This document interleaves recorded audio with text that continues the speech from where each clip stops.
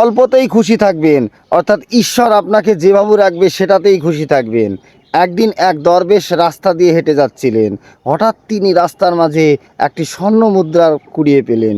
তিনি মনে মনে চিন্তা করতে লাগলেন, এই স্বর্ণ মুদ্রাটি কোনো একটা গরিব মানুষকে দিয়ে দেবেন।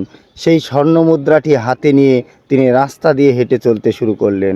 হঠাৎ তিনি দেখতে পেলেন এক বিশাল বাহিনী অস্ত্রশস্ত্র নিয়ে ঘোড়ায় চড়ে চলে আসছেন। তারপরে তিনি তাকে হাত তুলে দাঁড় করালেন এবং বললেন, আপনারা কোথায় যাচ্ছেন? তখন সেই রাজামশাই বলল যে, আমার পার্শ্ববর্তী রাজ্যটা আমি দখল করতে যাচ্ছি। তখন সেই দরবেশটি সেই স্বর্ণমুদ্রাটি রাজামশাইয়ের হাতে তুলে দিলেন।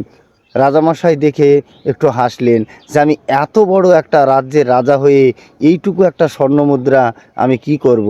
তখন সেই দরবেশটি বলল, আপনি এত বড় রাজ্যের রাজা হওয়ার পরেও আপনার লোভ লালসা এতটাই যে আপনি পার্শ্ববর্তী রাজ্যটা দখল করার জন্য এই বিশাল অস্ত্রবাহিনী নিয়ে আপনি যাচ্ছেন, তাই আপনার জন্যই এটা প্রযোজ্য। তখন রাজামশাই মনে মনে ভাবতে শুরু করলেন, এটাই তো ঠিক, এই দরবেশের কোনো কিছুই তো নাই। সে তো স্বর্ণমুদ্রাটা নিজের কাছেই রাখতে পারতো, কিন্তু না রেখে সে আমাকে দিয়ে দিচ্ছে।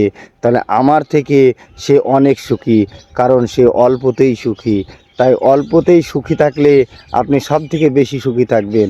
আর ঈশ্বর আপনাকে যে অবস্থায় রাখবে সেটাই সব থেকে বেটার বলে মনে করবেন।